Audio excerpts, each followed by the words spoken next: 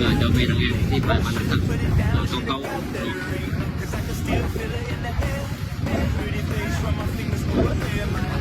ติดตามกันเนาะอีกพอในเมื่อเราจะได้ขึ้นแข่งขันแล้วฉะนั้นนักที่พายรองรับงบ